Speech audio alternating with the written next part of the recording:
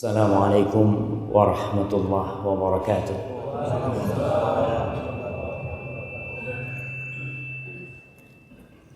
Alhamdulillah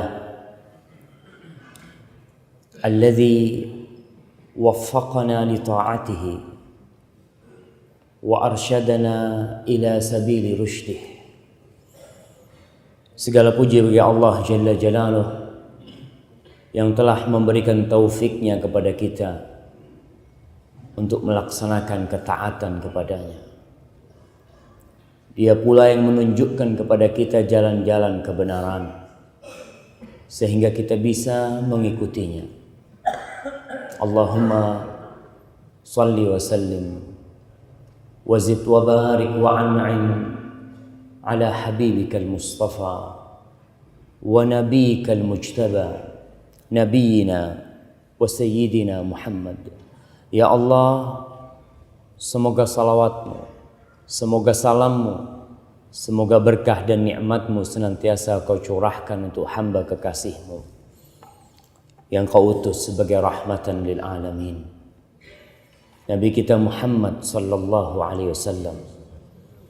Dan semoga salawat dan salam itu bersambung untuk keluarga beliau, untuk istri-istri beliau, untuk putra-putri beliau, dan untuk seluruh sahabat Nabi radhiyallahu ta'ala anhum ajma'in. Amma ba'd.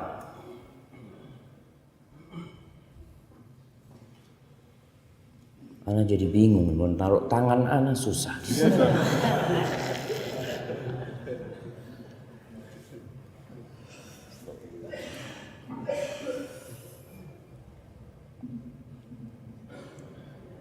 Sini, insyaallah. Antum bisa bayangkan kalau HP ini semua milik anak. Tapi amma ba'd. Rasulullah sallallahu alaihi wasallam beliau biasa membaca doa di pagi hari yang insyaallah doa itu tidak asing buat kita. Dan kita pun insyaallah juga membacanya.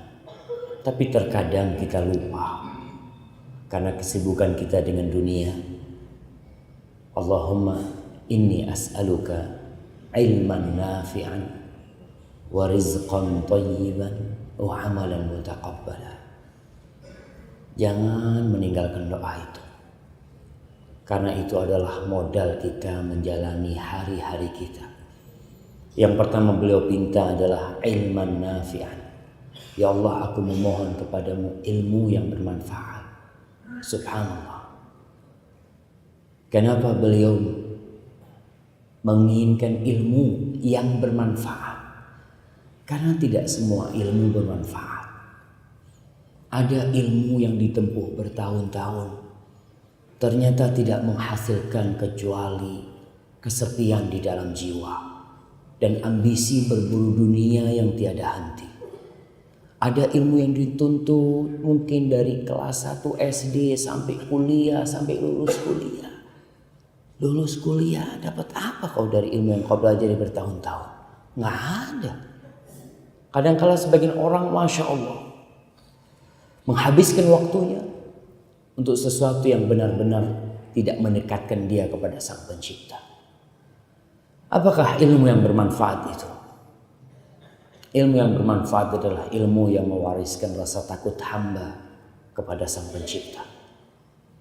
Atau ilmu yang menjadikan hamba itu bermanfaat buat orang lain. Menghasilkan mungkin dunia yang bisa mendekatkan dia pula kepada Sang Pencipta. Maka kita harus berhati-hati tatkala menuntut ilmu. Mintalah kepada Allah ilman nafi'an, yang menunjukkan kepada kita yang halal dan yang haram, yang menerangi jalan kita sehingga kita tahu mana yang boleh dilakukan dan mana yang seharusnya ditinggalkan.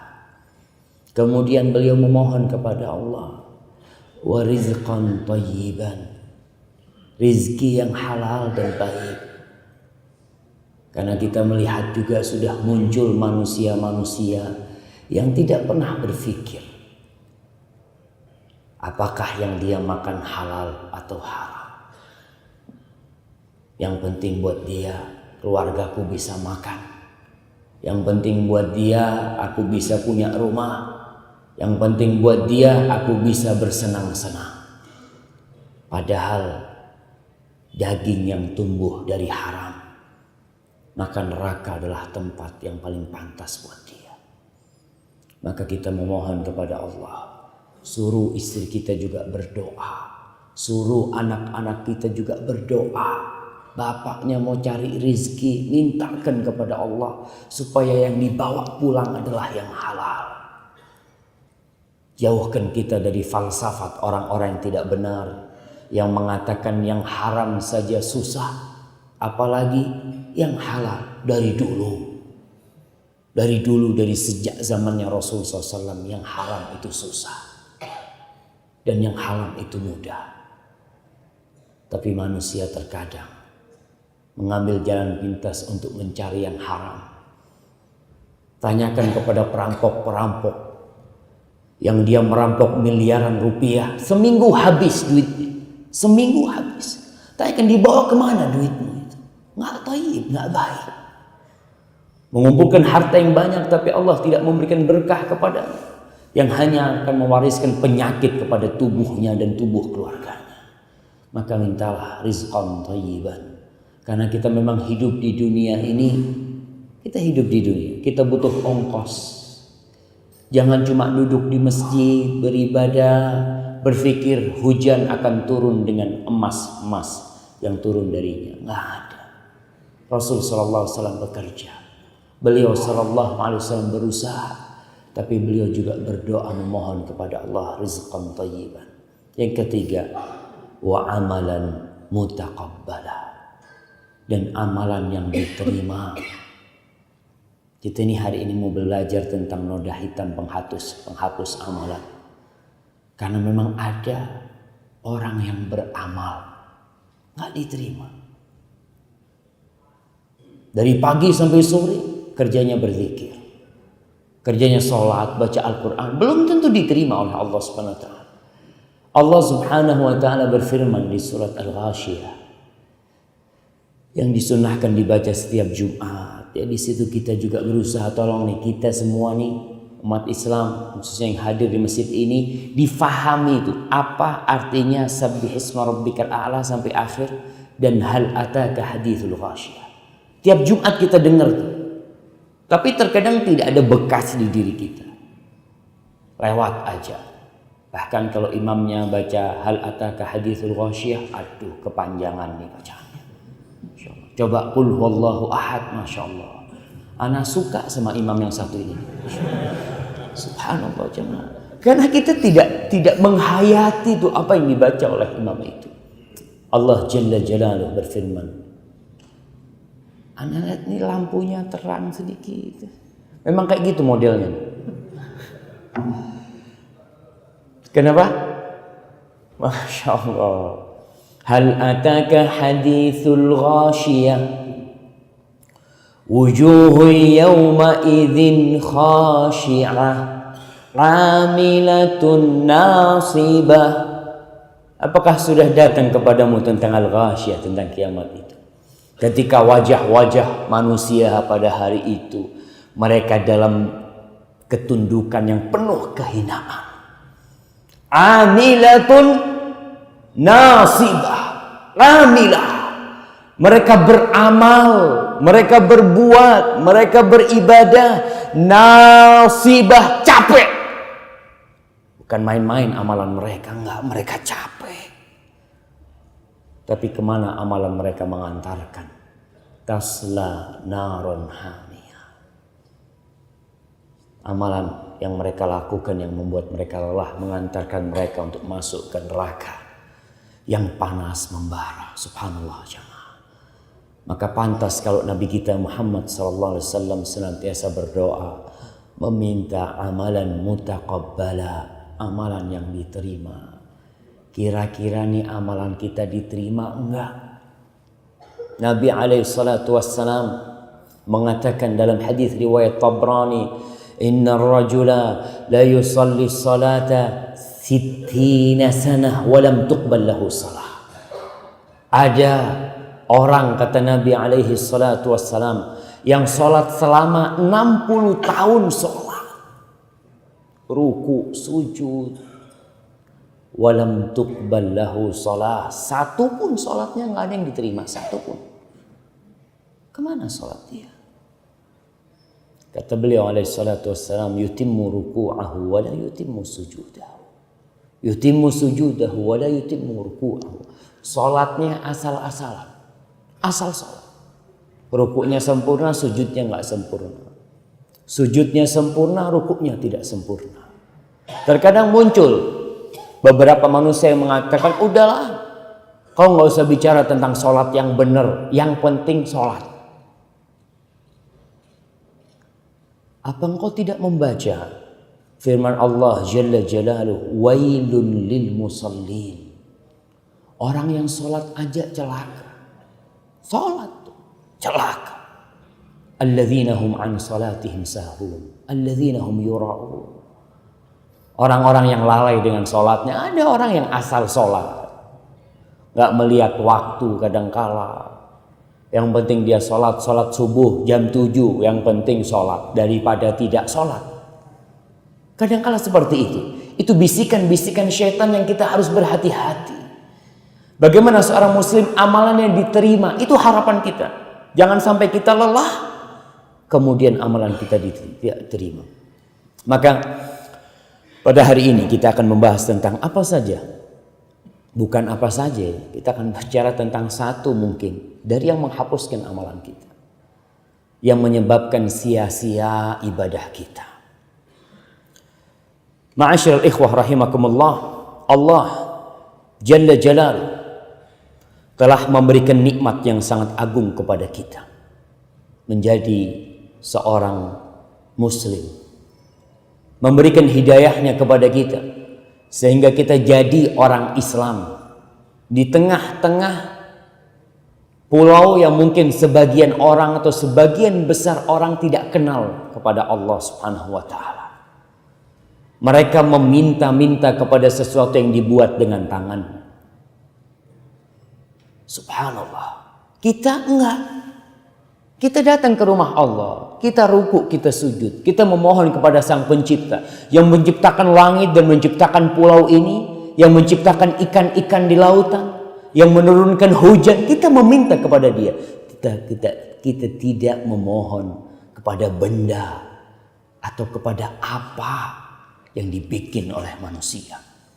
Allah Subhanahu wa taala berfirman, mengingatkan kita atas nikmat besar ini. Afaman syarahallahu sadrahu lil Islam fahuwa ala nurin min rabbi. Apakah orang tuh yang dilapangkan dadanya untuk menerima Islam sehingga dia di atas cahaya?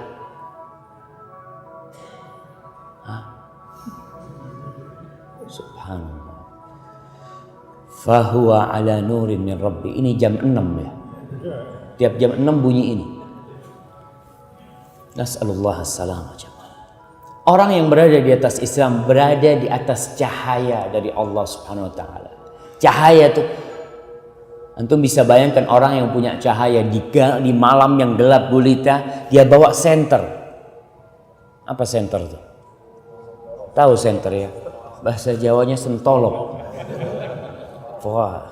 Dia punya cahaya itu. Orang pada di kegelapan dia bawa senter. Dia tahu, oh subhanallah, ini yang halal, ini nggak boleh. Dia tahu itu. Dengan Islam.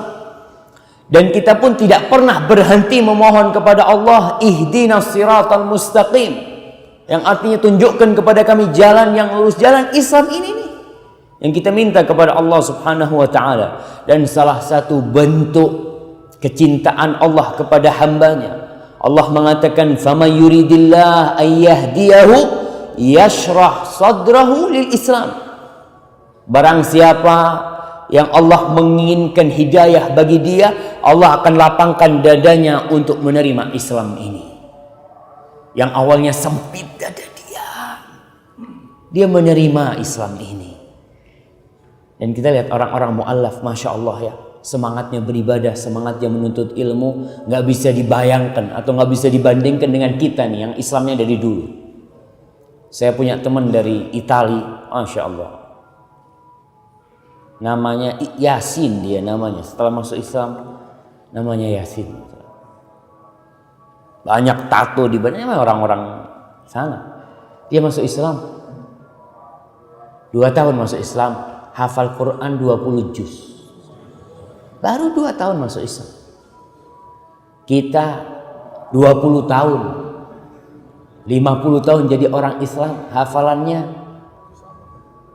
juz amma, alhamdulillah. Juz amma itu 10% terakhir yang dihafalkan, subhanallah. Kadang-kadang nikmat Islam ini kita tidak bersyukur dengan nikmat yang Allah berikan kepada kita. Kita lebih bersyukur dengan nikmat mobil yang Allah berikan kepada kita. Kita lebih bersyukur dengan nikmat rumah yang Allah berikan kepada kita. Padahal semua itu kata Allah, ma indakum yanfad wa ma indallahi baq. Semua itu dunia akan habis. Yang kalian titipkan di sisi Allah itulah yang akan kekal dan abadi. Ma'asyiral ikhwah rahimakumullah. Agama Islam adalah agama yang dari awal sampai akhir isinya adalah kebaikan. Isinya persaudaraan. Isinya cinta dan kasih sayang. Isinya saling mewasiatkan kepada kebaikan, saling mewasiatkan kepada kesabaran. Agama yang dasarnya adalah tauhid, yang syiarnya adalah mengikuti Rasulullah sallallahu alaihi wasallam. Agama yang sempurna dan paripurna. Agama bukan untuk bangsa Arab. Agama bukan untuk kulit putih. Agama bukan untuk kulit hitam. Tapi agama untuk manusia dan bangsa jin. Itulah agama Islam. Yang agama ini sampai hari kiamat akan bisa dipraktekkan sesuai dengan akal manusia, sesuai dengan kebutuhan manusia. Karena Allah Jalla Jalaluhu mengatakan, Inna dina indallahil Islam. Sesungguhnya agama yang diridhoi di sisi Allah Subhanahu wa taala hanya agama Islam. Dan musuh-musuh Islam berusaha mengadakan propaganda dengan berbagai cara agar orang takut dengan Islam. Propaganda yang dilakukan oleh orang-orang barat umpamanya, mereka takut nih, Islam ini di Eropa tiap hari bertambah, terus bertambah, mengurangin orang-orang kafir di antara mereka. Entah berapa jumlah orang yang masuk Islam di sana. Ketika mereka tahu dengan keindahan Islam, ketika mereka mengenal dengan kesempurnaan Islam, maka tidak ada jalan bagi mereka kecuali memeluk agama Allah ini. Allah berfirman tentang kelakuan orang-orang kafir. Bagaimana mereka berusaha untuk memperburuk citra Islam itu. Yuridun ayyudfi'u nurallah biafwahim wa ya'ballah illa ayyutimma nurahu walau karihal kafirun. Mereka berusaha untuk mematikan cahaya Allah. Cahaya Allah ini mereka berusaha untuk mematikan dengan apa? Biafwahihim, dengan mulut mereka. Itulah propaganda-propaganda mereka. Dengan media mereka. Mereka memberikan citra buruk kepada Rasulullah sallallahu alaihi wasallam, kepada para sahabatnya, seakan-akan Nabi Muhammad SAW adalah orang yang zalim, orang yang tidak baik, orang yang mengajarkan kepada keburukan. Subhanallah, tidak pernah Allah menciptakan manusia yang lebih sempurna, yang lebih baik dari seorang hamba yang bernama Muhammad Sallallahu Alaihi Wasallam. Tapi mereka nggak kenal, dibohong-bohongin mereka. Ma'asyiral muslimin, di Belanda mereka membuat sebuah film dengan judul Fitnah. Saya nggak pernah nonton tuh film, tapi dengar aja. Tapi salah satu pemainnya masuk Islam, salah satu aktornya. Dia tuh main film itu nggak tahu, cuma dikasih duit kau main film. Iya main film, fulus, bismillah, dapat. Setelah main film dia bingung kenapa film itu dihujat oleh umat Islam. Apa yang aku lakukan?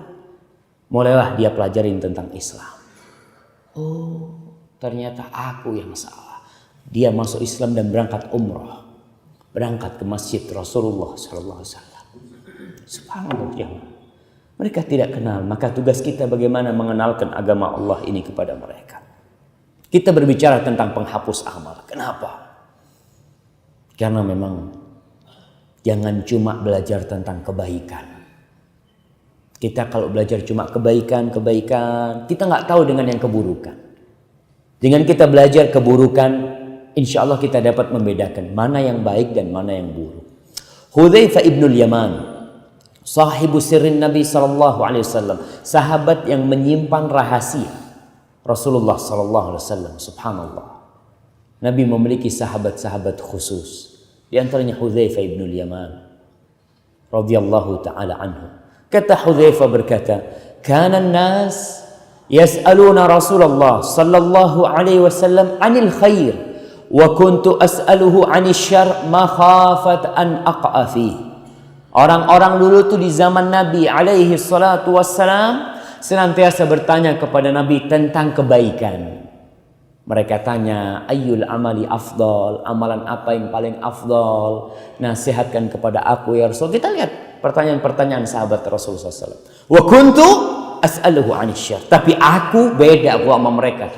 Aku kalau tanya sama Nabi tentang keburukan, tentang kejahatan. Kenapa? Makhafata an aqa'a fi. Aku takut aku terjerumus di dalam. Subhanallah. Itu Hudzaifah bin Yaman. Maka kita belajar tentang pembatal amalan itu penting agar kita tidak terjerumus di dalamnya. Kemudian Umar bin Khattab radhiyallahu taala anhu berkata, "Yushiku an tunqada ural Islam atau yushaku an tunqada ural Islam urwatan idza nasha'a fil Islam man lam ya'rif atau man la ya'riful jahiliyah." Hampir saja tuh tali-tali Islam tuh terlepas satu persatu. Kenapa? Beliau mengatakan apabila ada orang yang lahir Islam, yang dia tumbuh orang tuanya Islam, dia alhamdulillah jadi seorang muslim, tapi dia tidak mengenal jahiliyah. Dia nggak tahu mana yang jahiliyah, dia nggak tahu mana yang buruk. Sekarang kadangkala tuh anak kita perlu kita kasih tahu tentang bahaya sabu-sabu. Kenapa? Karena kalau kita nggak kasih tahu dia, nanti suatu saat dia dikasih temennya atau apa, nih kau coba nih kata dia. Apaan tuh katanya? Ya cobalah, kau akan merasakan sesuatu yang berbeda kata dia. Dicoba sama dia. Kenapa? Karena dia nggak tahu. Tapi coba dia tahu, aku tahu nih sabu-sabu, aku tahu nih haram, aku tahu ini nggak boleh. Dengan pengetahuan dia, dengan ilmu yang dia miliki, maka dia dapat menghindarkan dirinya dari keburukan-keburukan dan kejahatan-kejahatan itu.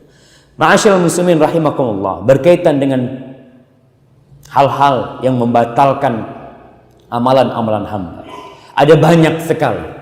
Bahkan kalau kita melihat di buku-buku fikih ada yang namanya babur riddah atau kitabur riddah.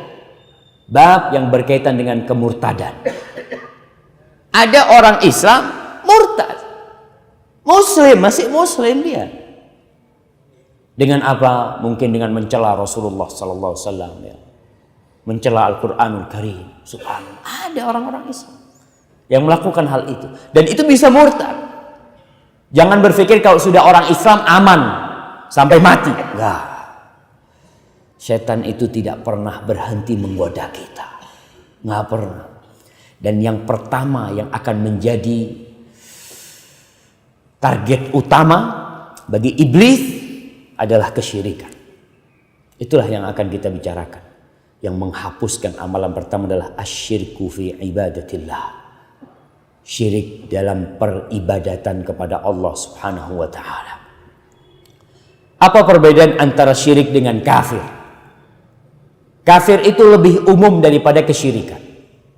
Karena kalau orang kafir bisa jadi dia memang nggak percaya sama Allah. Disebut kafir. Seperti Fir'aun.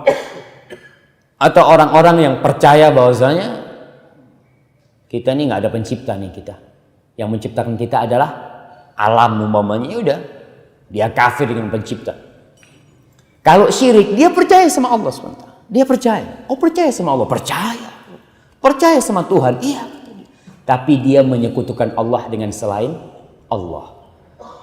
Kita lihat orang-orang kafir ini seperti orang-orang ateis umpamanya. Dia nggak percaya dengan siapapun. Tapi kalau orang-orang musyrik, dia percaya kepada Allah SWT dengan adanya pencipta, tapi dia melakukan kesyirikan kepada Allah Subhanahu wa taala. Berkaitan dengan syirik yang dapat menggugurkan amalan kita. Allah Subhanahu wa taala berfirman, "Innallaha la yaghfiru an yushraka bihi wa yaghfiru ma duna dzalika liman yasha wa man yusyrik billahi faqad iftara itsman 'azima." Sesungguhnya Allah tidak mengampuni disekutukan oleh hambanya. Allah nggak mengampuni dosa syirik itu.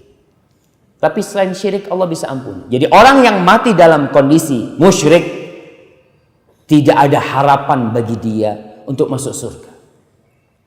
Tidak ada mukaffirat dzunub, penghapus dosa yang bisa menghapuskan kesyirikan.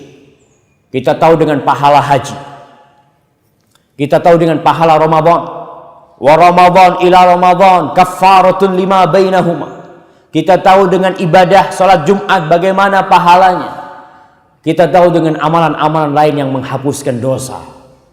Tapi dosa syirik tidak bisa dihapuskan dengan amalan-amalan ibadah itu.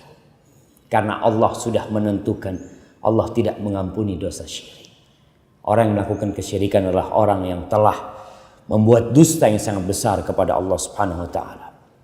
Kemudian Allah berfirman kepada nabinya, Nabi ini alaihi salatu wassalam, la in asyrakta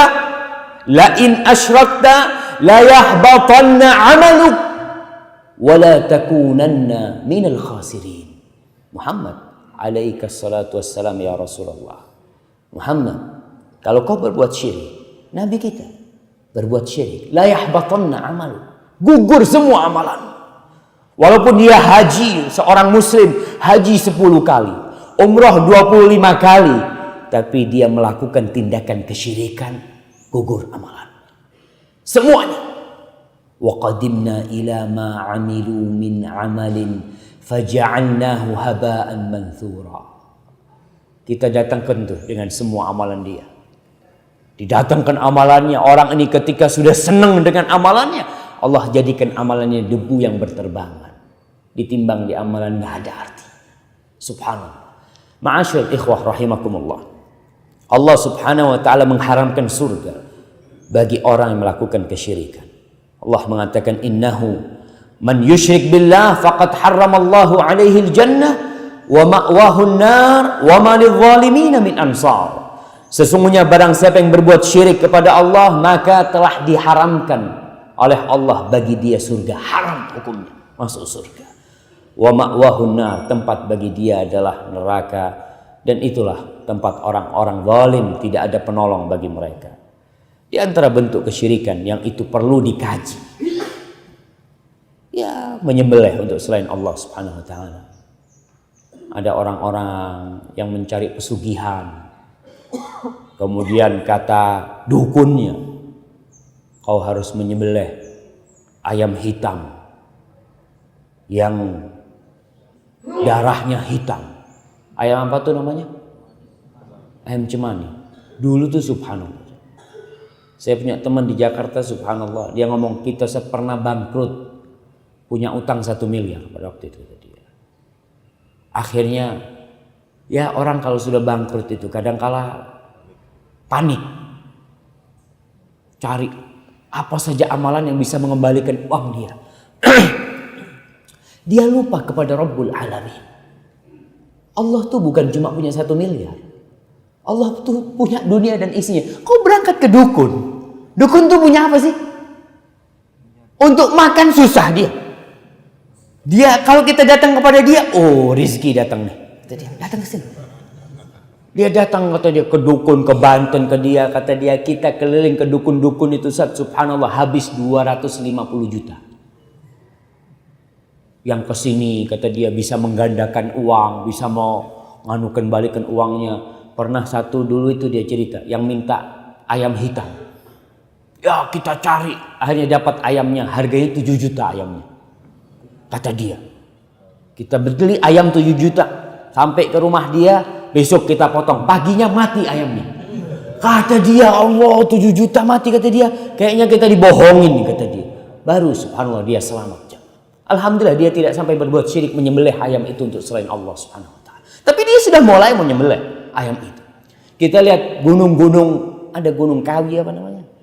Tempat orang cari pesugihan. Apa? Kawi kan? Oh, orang-orang Islam ke sana. Islam. Pak Haji, Pak apa berangkat dengan topinya. Berangkat topi hajinya ke sana. Insyaallah. Subhanallah. Karena apa? Karena nggak punya ilmu. Maka ma'asyiral muslimin rahimakumullah, syirik yang paling besar adalah syirik dalam ibadah kepada Allah Subhanahu wa taala. Kita memberikan salah satu ibadah kita kepada selain Allah Subhanahu wa taala. Kita harus takut dengan kesyirikan. Jangan merasa aman. Nabi Ibrahim aja takut. Nabi Ibrahim saja takut.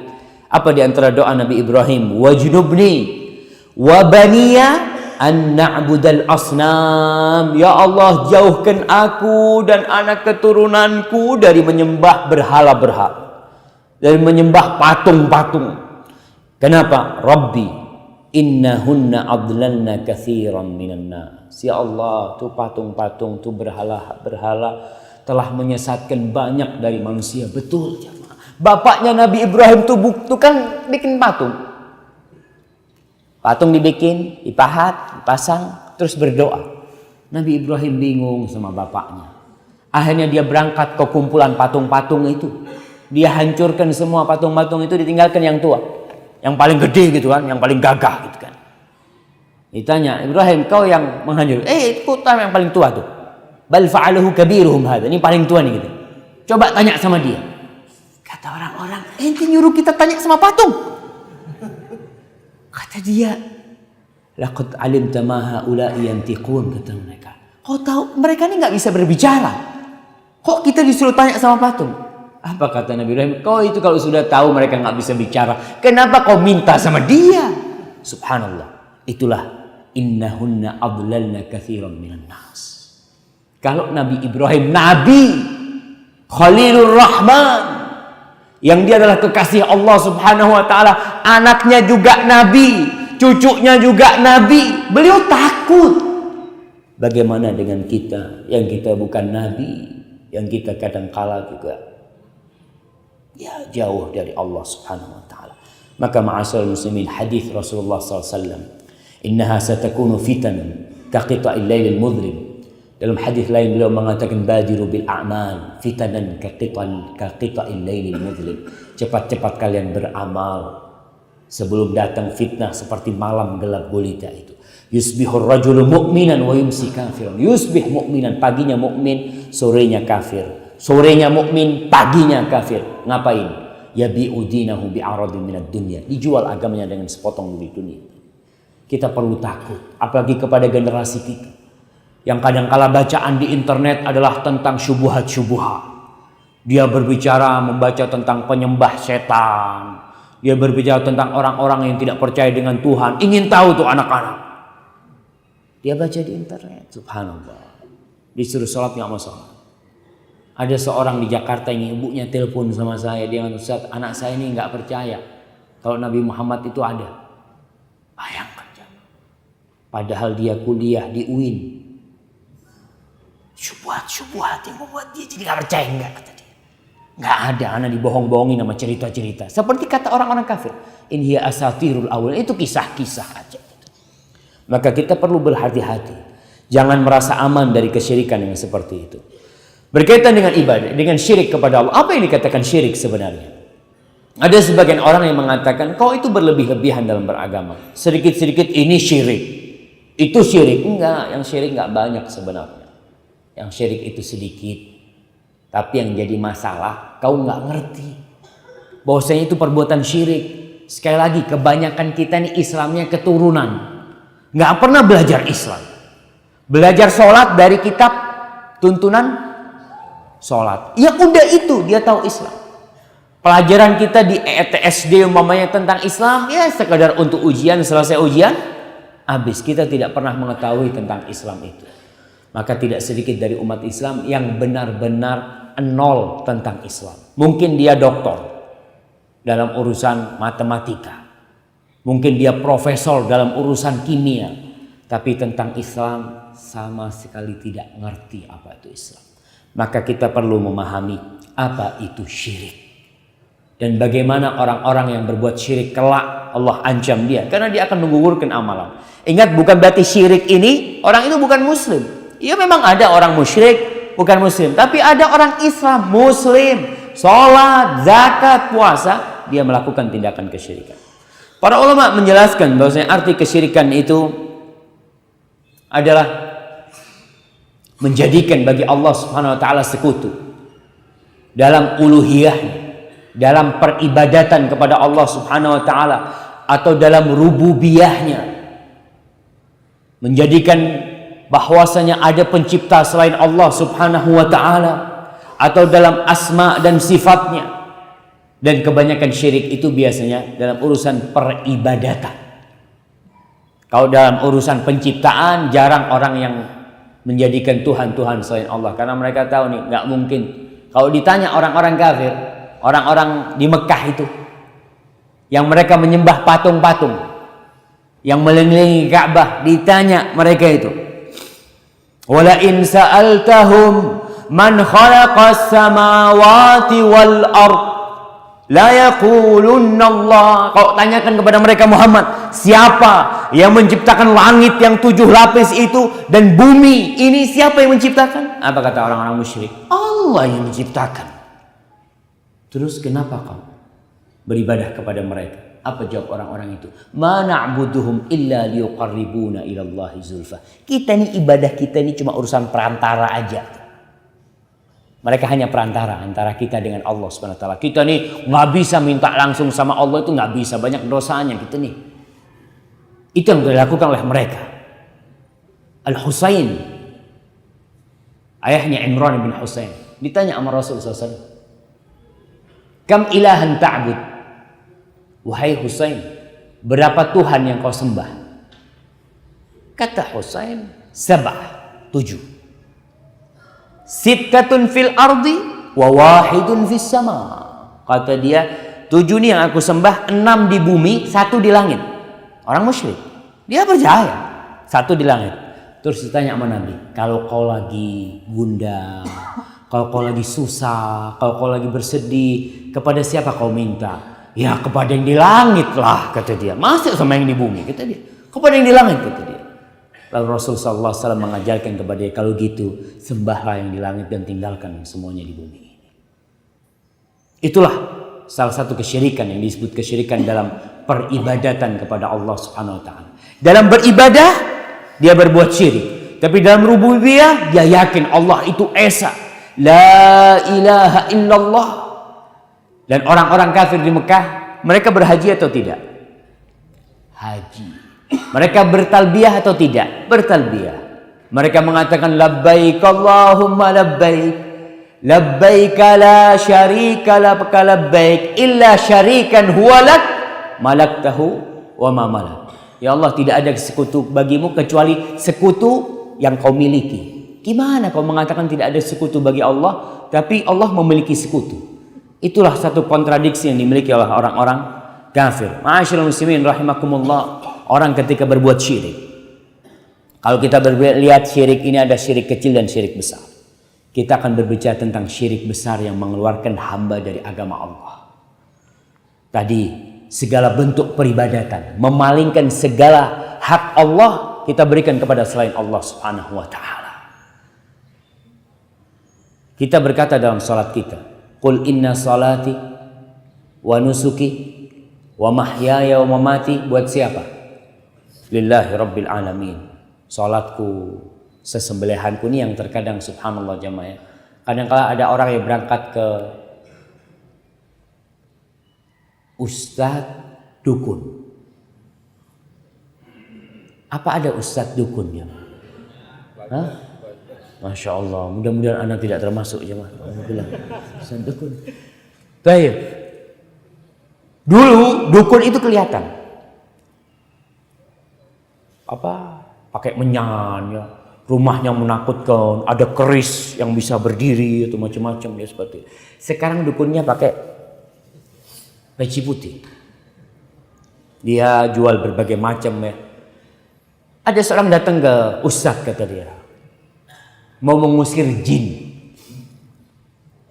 Kata jinnya, aku mau pindah dari tempat ini asalkan kau potong 2 ekor sapi.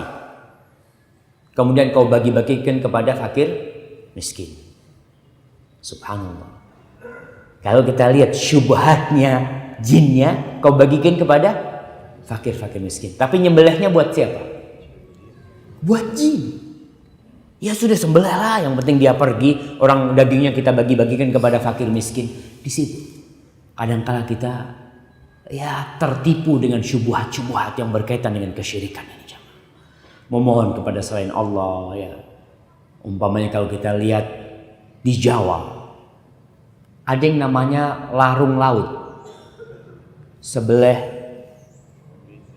kerbau, kemudian kepala kerbaunya dilemparkan ya, diusung. Subhanallah, saya melihat itu yang mengusung pakai topi haji, pakai kerudung perempuannya. Ya Allah, saya subhanallah. Orang Islam seperti itu, nggak ngerti kalau itu syirik. Oh, saya ini sholat muslim, saya ini haji, saya nggak mau berbuat syirik, kata dia. Karena dia nggak ngerti kalau memberikan sesembelihan kepada selain Allah itu adalah syirik, dan termasuk syirik besar.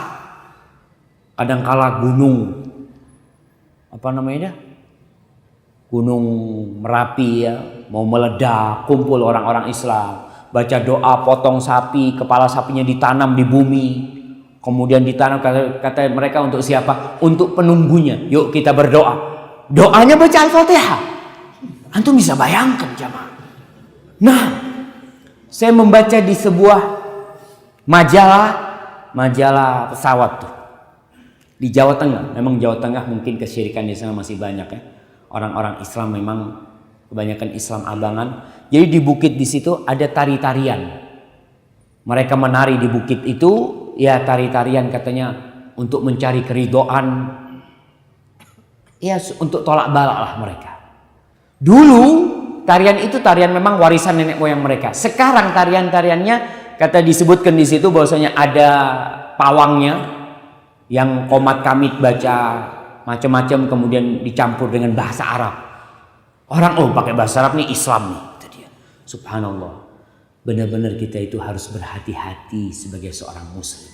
Mana yang syirik, mana yang penghambaan kepada selain Allah, mana yang memohon kepada selain Allah, dan mana yang memohon hanya kepada Allah semata. Orang yang melakukan kesyirikan, dia akan kekal dan abadi di dalam api neraka. Kekal dan abadi. Berbeda dengan orang yang berzina, berbeda dengan orang yang merampok, berbeda dengan orang melakukan dosa-dosa besar selain syirik. Masih ada harapan Allah mengampuni dosa dia. Innallaha yaghfiru dzunuba jami'a. Allah mengampuni semua dosa-dosa. Jadi kalau orang itu mati dalam kondisi pernah berzina, belum bertobat, pernah berjudi, belum bertobat, pernah durhaka, belum bertobat, masih ada harapan untuk dikeluarkan dari api neraka nanti. Tapi kalau orang berbuat kesyirikan, nggak ada tuh. Khalidun mukhalladan fiha. Dia akan kekal dan abadi di dalamnya. Kemudian ma'asyiral muslimin rahimakumullah, syirik menggugurkan semua amalan. Semua. Ada amalan-amalan umpamanya riya. Riya itu termasuk syirik kecil.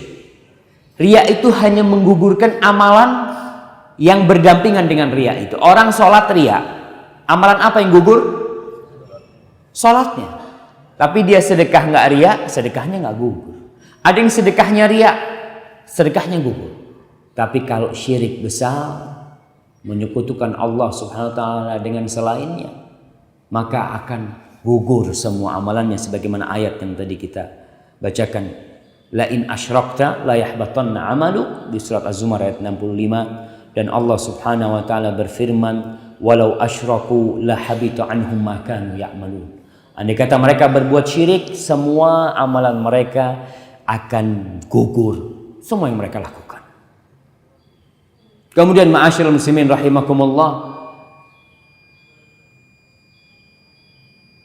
apaan? Baik. Tinggal berapa menit waktu Anda? Masih lama kan? Siap. Kemudian orang yang berbuat syirik tidak akan berbahagia di dunia ini. Tidak akan berbahagia di dunia ini. Karena apa? Allah Subhanahu wa taala berfirman, "Alladzina amanu wa lam yalbisu imanahum bidzulmin ulaika lahumul amnu wa hum muhtadun." Alladzina amanu, orang-orang yang beriman dan tidak mencampur keimanan mereka dengan kezaliman. Yang dimaksud dengan kezaliman adalah kesyirikan di sini. Ulaika lahumul amnu, bagi mereka adalah keamanan. Keamanan di mana? Di dunia dan di akhirat. Kita ini di dunia yang dicari keamanan, jemaah. Kita ingin hidup tentram. Kita ingin hidup damai. Kita ingin hidup sejahtera. Bagaimana caranya? Nah, tinggalkan kesyirikan. Tapi orang yang berbuat kesyirikan tidak akan pernah damai hidupnya. Kita lihat orang-orang Islam umpamanya yang mereka mencari pesugihan. Yang mencari pesugihan. Kemudian dimintai tumbal oleh setannya, oleh jinnya di situ. Dia akan senantiasa dalam kondisi takut. Takut senantiasa. Karena setan tidak akan pernah berhenti menakut-nakuti dia. Iblis, jin, dan semua. Jadi setan-setan yang terlaknat itu tidak akan pernah berhenti membuat dia takut. Ada orang berangkat ke dukun untuk mencari pesugihan tukunya. Dikasih sama dukun itu bangkai ayam. Bangkai ayam disuruh tanam di depan pintu tokonya. Ditanam. Subhanallah kata dia. Rame tokonya. Berapa lama? Sebulan. Setelah sebulan harus kembali lagi. Minta lagi dia. Itulah penghambaan kepada jin terus. Yang akan membuat hidupnya sengsara karena dia terikat. Tapi orang yang hanya menyembah kepada Allah Subhanahu wa ta'ala. Ulaika lahumul amn, bagi mereka keamanan di dunia dan akhirat. Wahum muhtadun, mereka adalah orang-orang yang mendapatkan hidayah dari Allah Subhanahu wa taala. Ma'asyiral muslimin rahimakumullah, kesyirikan akan menghalalkan darah seorang yang berbuat kesyirikan itu. Seorang mukmin yang berbuat kesyirikan, dia akan murtad, akan keluar dari agama Allah Subhanahu wa taala. Maka dia akan menjadi halal darahnya. Tapi perlu diingat, berkaitan dengan urusan darah haram atau haram, darah itu halal atau haram, ini satu hal yang sangat detail sekali pembahasannya.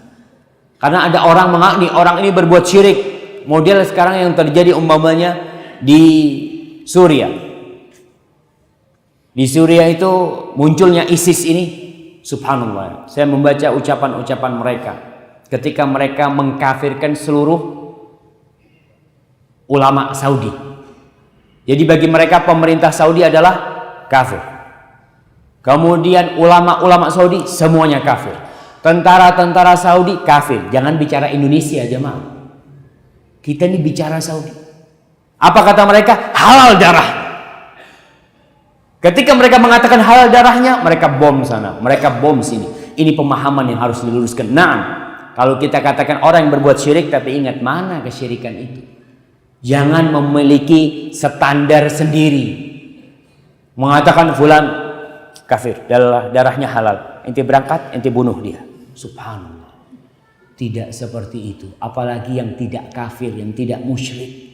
Kita harus berhati-hati dalam urusan hal ini. Memang kita lihat Rasulullah SAW berjihad, memerangi kaum musyrikin, memerangi orang-orang yang tidak menyembah Allah Subhanahu wa taala. Tapi di situ jihad ada syarat-syaratnya, ada rukun-rukunnya mungkin yang perlu diperhatikan. Karena jangan membaca ayat di dalam Al-Qur'anul Karim, qatilul musyrikin. Bunuhlah orang-orang musyrik. Ada seorang syekh memberikan ceramah, tahu-tahu ada anak muda.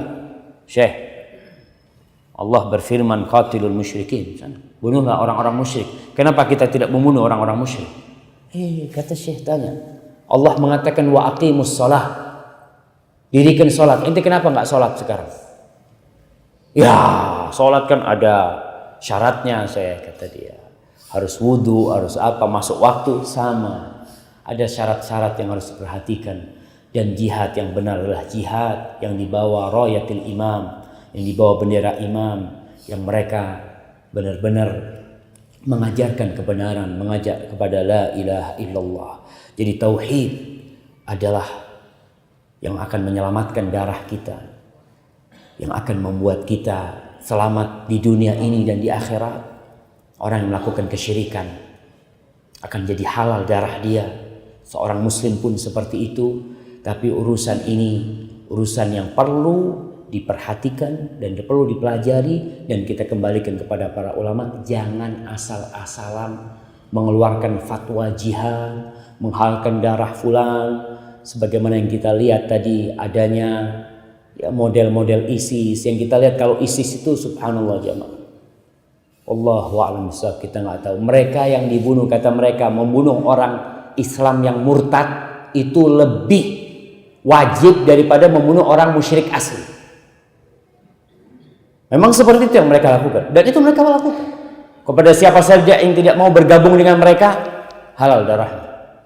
Mereka bunuh hal itu, dan ini disebutkan dalam majalah-majalah mereka, dalam situs-situs mereka, yang mereka mengatakan jangan menghukumi kita kecuali dari majalah-majalah kita dan dari situs-situs kita. Kalau omongan orang jangan.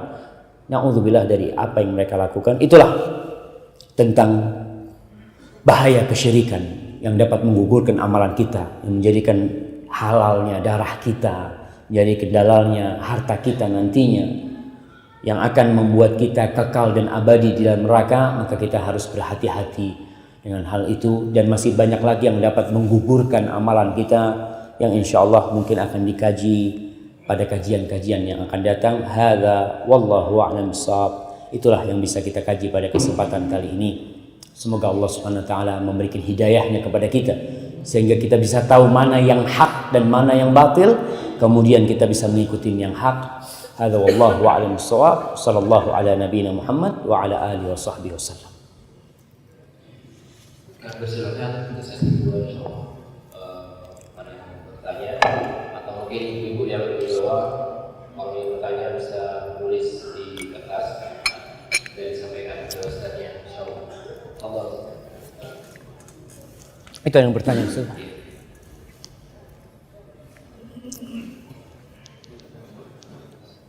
Kalau ada yang bawa kertas boleh silakan ditulis pertanyaannya disampaikan. Masya Allah.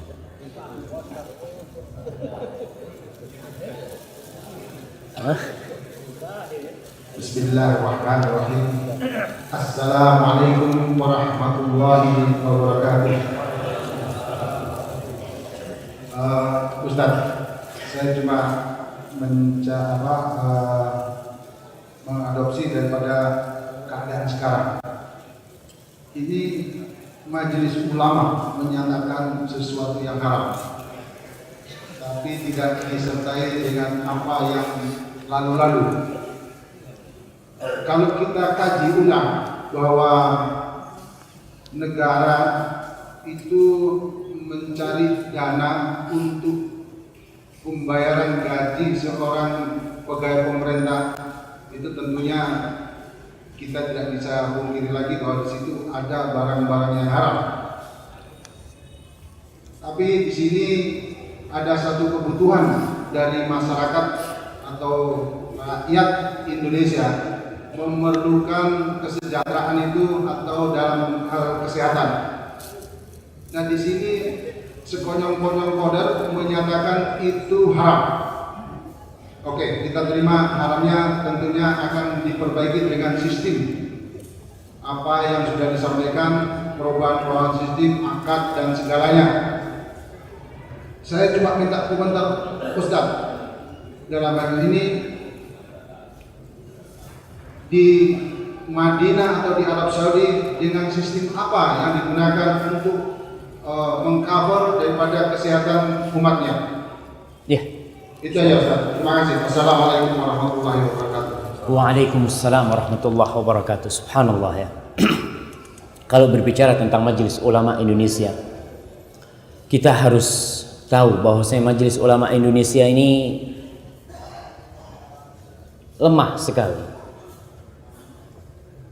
Saya sempat ke Majelis Ulama Pusat, bertemu dengan beberapa ketua Majelis Ulama pada waktu itu. Saya tanya, Majelis Ulama ini hidupnya dari mana? Karena kebetulan waktu saya nulis disertasi itu berkaitan dengan peran lembaga Islam dalam membendung pemurtadan. Majelis ulama punya peran, tapi lemah sekali. Saya tanya di situ. Kata dia, Ustaz, kita ini cuma dapat dana itu setahun waktu itu dia katakan 2 miliar kalau nggak salah. Cuma itu. Lalu kata dia, ketua-ketuanya ini punya pertemuan hanya seminggu sekali. Kalau nggak salah hari Selasa dia cari pada waktu itu. Itu cuma dikasih duit 200.000, Ustaz. Buat taksinya nggak cukup. 200.000 dikasih. Jadi kita benar-benar tidak bisa memikirkan umat, karena tuh kebanyakan ketua-ketuanya adalah ketua pesantren ya. Mereka harus ngurus pesantrennya. Jadi kelemahan majelis ulama itu mungkin tidak bisa memikirkan masalah umat yang banyak, dan kita selalu menunggu bola. Majelis ulama menunggu bola. Kalau ada pelaporan dari masyarakat ya, mereka datang ke sana baru mereka akan bertindak. Kalau tidak ada pelaporan dari masyarakat ya semuanya sibuk masing-masing. Maka kita harus mendukung majelis ulama dan kita harus doakan mereka juga. Semoga mereka bisa lebih fokuslah dalam memikirkan masalah-masalah umat ini. Karena tadi dikatakan banyak permasalahan yang belum diangkat oleh majelis ulama. Tapi masalah yang hangat-hangat biasanya itu yang diangkat, yang ada pelaporan. Kalau nggak ada pelaporan biasanya mereka diem. Contoh dulu masalah Lady Gaga. Ketika Lady Gaga ribut orang, mana fatwa majelis ulama pada waktu itu? Terlambat. Tapi karena dukungan dari masyarakat, mereka minta majelis ulama mengeluarkan fatwa, baru mengeluarkan fatwa pada waktu itu. Tapi kalau kita melihat Lady Gaga dan ada mungkin tontonan-tontonan yang mirip Lady Gaga di Indonesia banyak sebenarnya. Tapi ketika itu yang dilarang cuma Lady Gaga. Terus bagaimana dengan yang lain yang ada di negeri kita? Karena ini juga berkaitan dengan yang ada di mana? Pertanyaan tertulis di sini. Kemudian berkaitan dengan mungkin tadi BPJS sendiri ya ini katakannya. Dan alhamdulillah kalau majelis ulama itu mau mengkaji hal itu adalah satu langkah maju majelis ulama. Sebagaimana juga dulu sebelum adanya bank-bank syariat, kita lihat semua bank konvensional, nggak ada bank syariat. Kemudian setelah muncul fatwa dari MUI ya, kemudian baru mulai diperbaiki kembali. Adapun berkaitan dengan BPJS, memang kalau kita lihat di negeri kita ada pengelolaan sumber daya alam yang sangat kurang sekali di sini. Itu mungkin kelemahan bangsa kita ya. Setelah kita dijajah bertahun-tahun, kemudian datang pemerintahan yang selanjutnya sampai hari ini kita mungkin ada permasalahan di pengelolaan negeri kita sendiri. Sehingga kalau kita lihat pegawai negeri hidup dari mana? Hidup dari pajak kemungkinan. Mereka makannya dari rakyat. Mereka makannya dari rakyat seperti itu. Padahal kita nanti akan minta kepada para majelis ulama untuk membahas tentang masalah pajak umpamanya ke depan ya, supaya memberikan pencerahan kepada umat Islam di negeri ini. Karena kita tahu mayoritas penduduk negeri ini adalah muslim, yang kita perlu mereka untuk mengkaji masalah-masalah besar seperti itu. Kalau di negeri Arab Saudi, subhanallah, di negeri Arab Saudi itu kalau kita bicara pajak umpamanya, pajak mobil di situ tiap tahun itu kena, kalau mereka katakan memang beribah ya, mungkin untuk penggunaan jalan atau apa, 50 real 1 tahun. Mau mobil mewah apapun 50 real ini 150.000. Jadi sekedar uang administrasi untuk itu setahun mereka seperti itu. Sedangkan di tempat kita kan Masya Allah pajaknya terlalu mahal sekali. Kemudian dengan seperti itu pun ternyata belum bisa mengcover tadi yang kita lihat. Di sana di Arab Saudi kesehatan itu nggak pakai apa-apa. Orang datang, mau orang Indonesia, mau orang Arab, bawa kartu penduduk atau kartu izin tinggal, masuk ke rumah sakit, masuk. Nggak ada ngurus apa? Ngurus administrasi, nggak ada, pakai kartu itu saja masuk. Langsung masuk, nggak ada kartu miskin, kartu apa, siapa saja. Jemaah haji atau jemaah umroh dari manapun mereka datang, kalau mereka datang ke Saudi, cuci darah gratis. Cuci darah mereka gratis, mau opname 1 bulan gratis. Dari mana hidupnya? Pengelolaan daya alam mereka. Masya Allah mereka seperti itu. Jadi kalau kita lihat memang mungkin di situ yang kita perlu perhatikan, dan mudah-mudahan ke depan ya pemerintah kita akan lebih baik lagi, dan setiap tahun saya lihat memang ada perbaikan-perbaikan ke depan, dan mudah-mudahan di pemerintahan presiden kita sekarang Bapak Jokowi dan JK, Allah memberikan hidayah kepada mereka berdua dan kepada jajarannya sehingga bisa lebih baik lagi. Kalau dikatakan BPJS itu tidak syar'i, mereka mengatakan itu bukan semerta-merta mereka katakan tidak. Mereka itu melalui majelis fatwa, terus mereka berkumpul, lalu mereka melihat ini ada sesuatu yang bermasalah di situ, mereka keluarkan di situ. Karena kita lihat juga BPJS ini kalau dikatakan untuk fakir miskin tidak, orang kaya pun BPJS. Iya, siapapun orang kaya bisa pilih kelas 1, kelas apa mereka.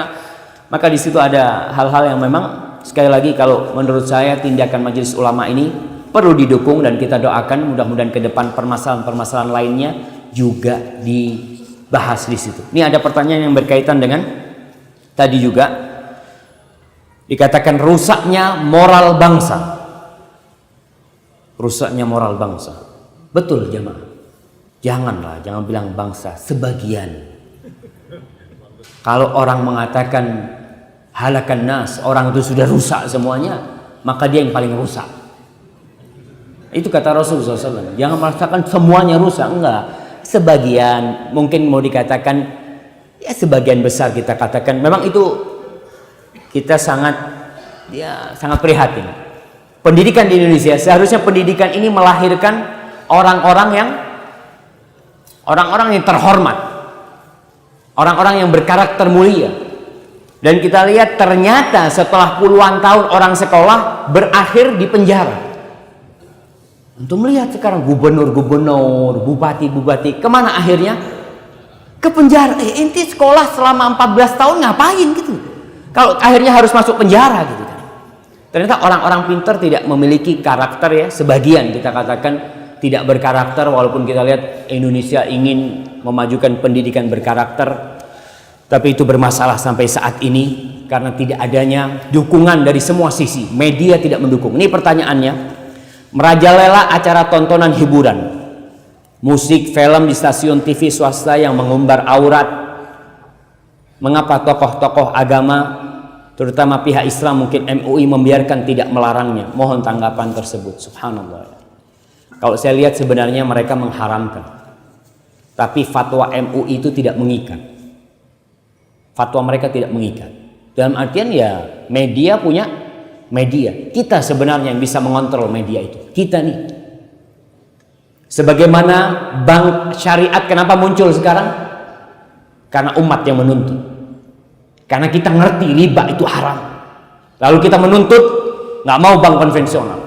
Walaupun bank syariat kita mungkin masih belum juga sempurna. Masih dalam merangkak, mereka ingin memperbaiki. Tapi kenapa dirubah syariat? Karena ada tuntutan dari masyarakat. Kalau moral kebanyakan orang itu rusak, media ini benar-benar biang, nggak bisa dipungkiri. Na'udzubillah ya. Saya kadang-kala melihat, biasanya nonton TV kita tuh kalau di airport sambil nunggu lihat tontonan-tontonan yang na'udzubillah. Saya sempat melihat ada seorang artis di acara itu meluk fulan. Anak tanya, ini istrinya katanya? Bukan, fannya. Ya Allah, anak ngomong. Dipeluk-peluk gitu, dilihat oleh siapa? Oleh anak-anak kita. Oleh tontonan masyarakat umum.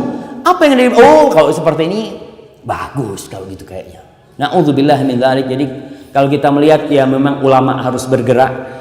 Karena kemungkaran itu tidak akan merajalela kecuali tatkala para ulama diam. Tatkala mereka sibuk dengan dunianya, mereka tidak lagi berdakwah, tidak menyampaikan kepada umat ya. Siapa yang tidak atau siapa yang meragukan keharuman orang-orang yang joget-joget dangdut mungkin dengan auratnya? Siapa yang meragukan hal itu? Yang mengherankan dan kadangkala orang pulang haji atau orang punya hajat di Jawa, saya nggak ngomong di sini, itu nanggap dangdutan. Iya. Dengan pakaian yang seperti itu mereka nanggep. Dan ketika saya lihat anak-anak kecil yang nonton di barisan depan tuh anak-anak kecil, saya lihat subhanallah, mana ustadznya, mana kiainya, mana alim ulamanya, kemana mereka semua? Terkadang mereka diam, terkadang mereka diam. Maka kalau kita lihat ya kewajiban kita bersama untuk menjaga bangsa ini, menjaga negeri ini. Kita perlu menciptakan kader-kader yang mengenal la ilaha illallah, yang mereka bisa mengembalikan kedamaian dan kesejahteraan di Indonesia ini. Itu yang kita harapkan nantinya. Tapi kadang-kadang orang berpikir, gimana Ustaz, kata dia, Itu guru ngaji dibayar 200.000 untuk memperbaiki akhlak anak kita. Artis dibayar 200 juta Ustaz untuk merusak akhlak dan moral anak-anak kita. Gimana bakal bisa yang seperti itu? Dan kita melihat itu realita yang nggak bisa kita pungkiri ya. Bagaimana mereka dibayar mahal, sedangkan guru ngaji kita Masya Allah. Kadang-kala kita nih mau daftarin anak kita sekolah, ke sekolah agama. Umpamanya ngaji TPA, bayarnya di sini berapa bayarnya? Masukin TPA aja. 260.000. Kata, mahal banget kata dia. 60.000. Ketika dia masukkan anaknya ke SD favorit, bayarnya 1 juta. Tenang kata dia. Favorit ini Ustaz, mahal memang. Kalau yang ini Quran dibilang nggak favorit sama dia. Subhanallah, subhanallah. Kadang-kala orang memanggil guru privat anaknya matematika 1,5 juta. Dibayar tuh guru. Manggil guru ngaji kasih 100.000. Alhamdulillah barokah Ustaz 100.000. Ente mau gimana? Subhanallah. Nggak, itulah kita kalau memang benar-benar memperbaiki bangsa kita ini, nggak hanya bicara pemimpin, nggak hanya bicara ulama, nggak hanya bicara yang di atas, bicara yang di bawah. Karena tuh pemimpin asalnya dari mana? Dari bawah. Ulama-ulama dari mana asalnya? Dari bawah. Maka sekali lagi kalau dikatakan mungkin ada ulama-ulama yang kurang perhatian, ya mungkin ada sebagian di antara mereka. Memang dulu jamaah pesantren-pesantren itu bengkel. Pesantren-pesantren itu dulu tempatnya anak-anak nakal.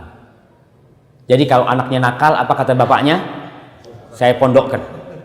Akhirnya kumpul di pesantren anak-anak bandel semuanya. Pokoknya yang nakal dipondokkan.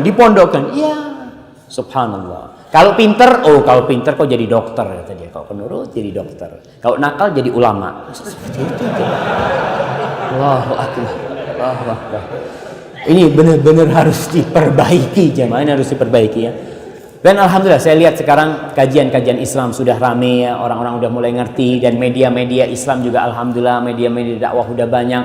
Tinggal sekarang kita nih, bagaimana kita memilih, bagaimana kita mengontrol keluarga kita.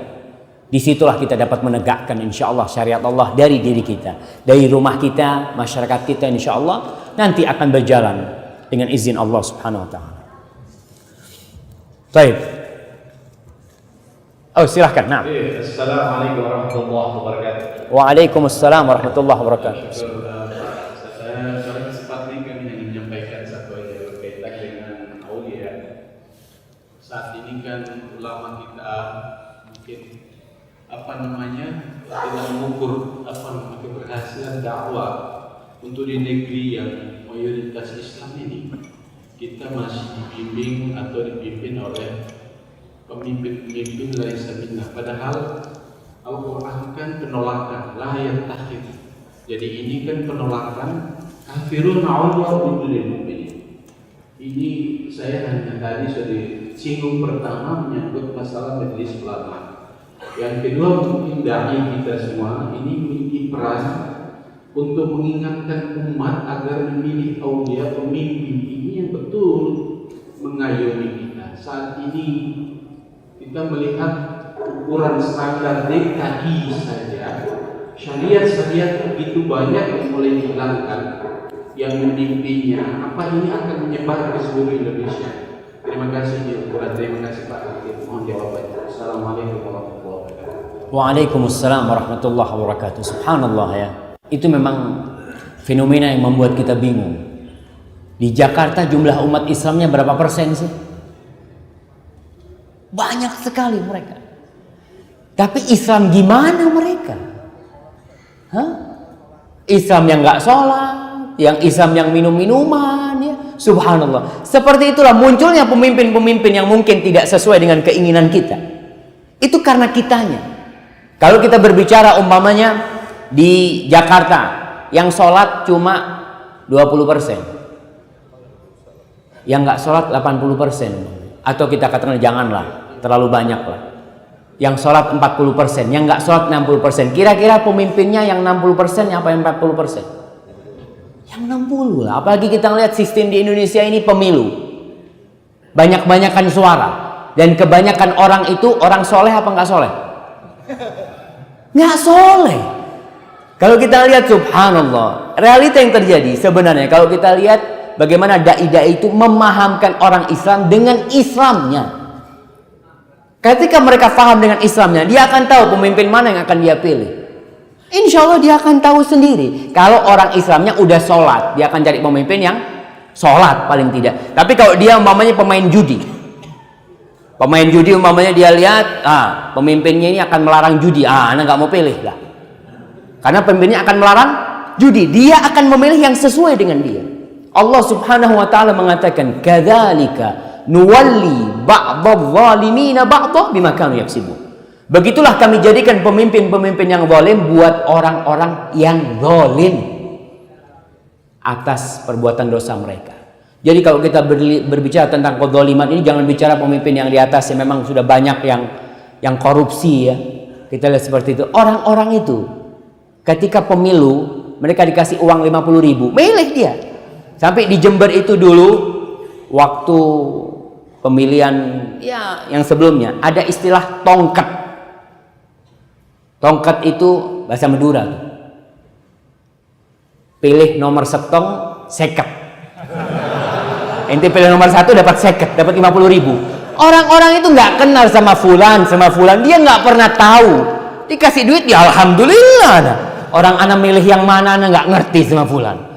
Jadi kebanyakan orang itu kalau kita lihat nggak ikut-ikut tentang masalah pemilu ini, nggak ngurusi mereka itu. Orang-orang awam. Jangan masalah pemilu, dia berpikir Ustaz, anak kok mikirin pemilu, makan aja susah Ustaz. Jadi sekarang bagaimana peran dai ini memahamkan Islam. Ketika orang Islamnya ngerti dengan Islam, oh Islam itu seperti ini, dia sholat, dia zakat, dia menjaga syariat Allah, insya Allah pemimpinnya akan seperti itu. Seorang syekh di kelas pernah ditanya, Syekh, kita punya pemimpin di Sudan pada waktu. Pemimpin itu zalim, melakukan kemaksiatan ya melegalkan hal-hal yang haram lah seperti itu. Akhirnya ditanya sama syekhnya, kalau pemimpinnya nutup hal-hal yang haram itu, bagaimana masyarakat? Masyarakat akan demo gitu dia. Karena masyarakatnya suka sama yang haram itu. Jadi kata syekh, pemimpinnya ikut rakyat apa rakyatnya ikut pemimpinnya? Ya pemimpinnya ikut kemauan rakyat, betul jemaah. Bagaimana kita? Pemimpin itu dari kita sebenarnya. Kita yang harus memperbaiki diri kita. Kita yang harus memperbaiki diri kita. Anak-anak kita bagaimana dia mengenal la ilaha illallah. Antum lihat mahasiswa. Mahasiswa ini adalah mungkin tulang punggung negeri kita masa depan. Antum lihat model di kota-kota yang penuh mahasiswa.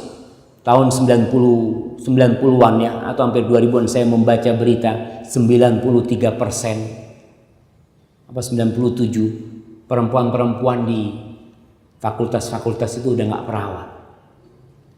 Mereka hidup di kos-kosan, nggak ada orang tuanya, nggak ada bapaknya, nggak pernah tahu bapaknya kapan tuh anak keluar, kapan anak itu pulang, udah dibuang di sana tuh anak sama dia. Tuh yang bakal mimpin nantinya seperti itu. Mereka yang bakal duduk di sana. Kalau ternyata yang bakal memimpin memang seperti itu ketika mereka kuliah, bagaimana kelaknya pemimpin depan? Maka yang perlu dilakukan tadi peran ulama, peran dai, bagaimana memaham kepada umat tentang Islam yang benar, menjauhi dari pergaulan-pergaulan bebas. Tapi kita di sini perang jemaah. Artinya perang ini perang propaganda. Iblis tidak pernah absen. Iblis tidak pernah absen dalam peperangan ini. Dia dengan medianya, dia dengan dai-dainya. Kita lihat bagaimana munculnya Islam liberal umpamanya. Muncul Islam liberal. Kemana mereka masuknya? Ke kampus-kampus. Harapan kita umpamanya universitas-universitas Islam memunculkan ulama-ulama, ternyata mereka sudah harapan kita sangat tipis sekali dengan mereka. Tapi saya mendukung bahwasanya bagaimana perang ulama, perang dai ya, dan berdakwah juga bukan hanya di kota, di kampung-kampung, di desa-desa yang orang desa itu mungkin nggak pernah nonton TV. Kadang-kala dakwah kita belum sampai ke tempat sana. Kebanyakan dai-dai itu ngantong di kota-kota besar. Karena kalau dakwah di kampung kadang-kala nggak ada fulusnya di sana. Kadang-kala memang dakwah di sana subhanallah. Makanya harapan kita yang punya rezeki, yang hidup di kota, Ya berusaha untuk mengkoordinir bagaimana dai-dai yang di desa itu. Karena mereka alhamdulillah masih fresh ya. Mereka bisa diperbaiki insyaallah. Barakallahu fikum. Ini ada pertanyaan tertulis. Ustadz, saya ada tetangga haji, cuman masih melakukan kesyirikan. Ketika saya memberi buku tentang bahaya syirik, dia mencela saya. Bagaimana cara kita menanggapi ini? Sedang sang haji kan mengerti atau banyak ilmunya, namun masih melakukan kesyirikan. Subhanallah jamaah. Banyak di antara kita yang berangkat haji itu bukan karena ilmu, tapi karena punya duit. Bahkan yang punya ilmu banyak yang belum haji. Betul. Kalau kita lihat kebanyakan yang haji, antum lihat ustadz apa orang kaya? Orang-orang fulus yang berangkat haji itu. Karena memang kewajiban itu untuk yang mampu. Yang jadi masalah mereka berangkat haji tanpa ilmu. Berangkat ke sana, mereka melakukan tindakan-tindakan yang mereka nggak tahu. Kadang-kala hajinya apa katanya di sana. Nanti kalau ustadznya subhanallah, seperti ketika talbiyah, labbaik Allahumma labbaik di mobil, talbiyah nih, mutawifnya semua satu bus talbiyah, mutawifnya tidur, semuanya tidur. Ya udah berhenti talbiyahnya, karena dia nggak tahu dengan apa itu ibadah haji. Maka kalau dikatakan tadi mungkin dia lebih ngerti. Ingat tugas seorang muslim itu watawasau bil haqqi watawasau bis sabr. Dia berdakwah kepada kebenaran, mengajak kepada kebenaran dengan cara yang santun, memberikan wasiat. Watawasau bis sabr. Orang yang mengajak kepada kebenaran harus sabar. Harus sabar. Maka nasihat saya kepada orang ini sabar. Rasul sallallahu alaihi wasallam berapa tahun di Mekah berdakwah? 13 tahun. Berhasil di Mekah berdakwah. Diusir dari Mekah, keluar dari Mekah sallallahu. Tapi 13 tahun beliau berdakwah, mendakwain kepada pamannya, kepada keluarganya. Maka antum yang punya tetangga seperti ini terus berdakwah ya. Kemudian kesantunan kita, mudah-mudahan dengan mendoakan dia juga, semoga Allah memberikan hidayah kepada dia. Wallahu a'lam bishawab. Ya. Subhanallah ya. Assalamualaikum Ustaz. Ada pertanyaan langsung? Nggak ada, Anda bacakan yang tertulis ini ya.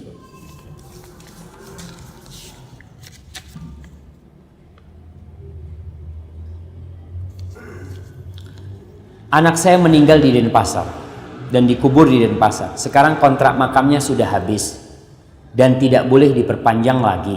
Jasadnya ditumpuk jadi satu. Menurut Ustadz, apakah jasad anak harus dipindah ke Jawa apa dimakamkan saja? Ditumpuk. Makasih Ustadz. Barakallahu fikum ya. Kalau berbicara tentang kontrak makam, ternyata bukan cuma rumah yang kontrak. Saya dulu berpikir, saya pernah ngisi kajian, rumahku masih ngontrak. Ternyata ada sekarang kuburanku juga ngontrak. Tuh. Urusan ngontrak nggak ada masalah. Ngontrak itu sebenarnya ngontrak bukan kuburannya, ngontrak supaya tidak ditumpuk. Itu kan. Tapi tetap anak kita dimakamkan di situ, nggak dipindah sebenarnya. Bukan kalau habis kontraknya dibuang ke sampah ya, dikeluarin gitu kan. Enggak seperti itu. Itu tidak ada masalah karena di masa Rasul sallallahu alaihi wasallam juga kita melihat para sahabat ketika perang Uhud dimakamkan di satu makam itu banyak sahabat, tidak satu. Jadi satu makam isinya beberapa orang. Kemudian sampai hari ini di Baqi itu semuanya ditumpuk, kecuali makam-makam para sahabat ya. Kalau orang meninggal di sana, karena kuburannya nggak mungkin diperluas, Baqi itu sudah. Maka kalau ada jenazah itu umpamanya setelah berapa tahun, kadang-kala 2 tahun, tergantung tanahnya. Ada tanah-tanah itu yang makan tulang. Jadi tulang itu habis. Tapi ada tanah-tanah yang tulang itu tidak habis. Mereka biasanya menggali kembali, kemudian jasad kalau masih ada tulang-tulangnya dibungkus kain, dimasukkan ke dalam. Kemudian model makamnya di sana itu pakai lahat, bukan syak. Lahat itu ada lobang di arah kiblat ya, dilobangin terus dimasukin ke sana. Jadi kalau ini sudah habis, ditumpuk lagi nggak ada masalah. Tapi usahakan yang ditumpuk dengan anak kita adalah orang soleh. Kita bisa menjaminkan hal itu, insya Allah itu lebih baik. Tapi kalau tidak bisa, apa hendak dikata? Nggak perlu dipindah jasad anaknya, nggak perlu dipindah. Dan mungkin kita perlu memiliki kuburan yang banyak. Karena kita bisa bayangkan, satu orang punya rumah luasnya 1 hektar. Buat apa kau 1 hektar? Tidurnya di ranjang berapa kali berapa? 10 kali 10? Enggak lah. Kita peranjangnya kecil begitu. Kita berusaha untuk, dan kalau bisa beli kuburan di pinggir jalan besar. Di pinggir jalan besar. Biar ingat mati. Karena memang kalau di barat itu, ya ini udah terakhir ini Bang. Sebagaimana kita kaji kemarin, bahwasanya tata kota di barat itu memang berusaha untuk menjadikan kehidupan mereka materialisme. Jadi orang-orang tidak ingat bahwasanya dia akan mati. Penggusuran kuburan-kuburan di Jawa terjadi karena memang kadang-kala kiblat-kiblat kita ke barat ya. Jadi kuburan-kuburan di pinggir kota ya atau di dalam kota itu digusur, diganti mall-mall. Jangan sebenarnya. Disitulah orang bisa ingat mati. Disitulah moral bangsa ini bisa lebih baik. Orang-orang yang koruptor umpamanya, ketika mereka lewat depan kuburan, pakai mobil mewah lewat depan kuburan, lu anak mati nanti dikirim ke sini kata dia. Mobil anak-anak akan tinggal. Tapi sekarang kuburan di mana? Masuk gang-gang. Orang itu nggak pernah ngelihat kuburan. Lupa dengan kematian. Maka inilah terapi karakter kita, terapi moral kita, terapi ibadah kita dengan adanya kuburan di pinggiran-pinggiran kota. Maka boleh nggak kita beli tanah di kuburan, beli tanah pinggiran kota bikin kuburan jam? Ntar nggak dapat izin lagi kan? Ya, ini ada pertanyaan. Assalamualaikum warahmatullahi wabarakatuh. Ustaz, apakah orang yang mati syahid tidak dihisab amalnya yang telah lalu? Bagaimana dengan seorang ibu yang meninggal dunia ketika melahirkan anaknya? Bagaimana juga dengan orang yang mati karena menyelamatkan hartanya dari serangan orang jahat? Baik. Jadi memang asyahid, orang yang mati syahid itu dia cukup kilatan pedang itu menakutkan dia sudah.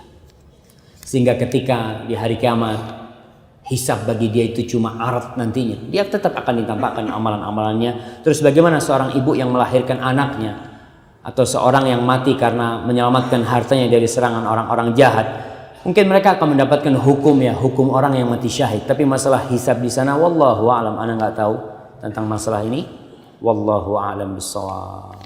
Ya, mungkin itu yang akan mengakhiri perjumpaan kita pada hari ini. Antum sudah dapat teh semuanya jemaah? Hah? Gahwa, masya Allah. Kalau yang saya sampaikan itu benar dari Allah, kalau ada yang salah, mohon maaf. Kalau mungkin di pertanyaan-pertanyaan yang kurang pas jawabannya, saya mohon maaf. Bisa ditanyakan kepada ustadz yang lain.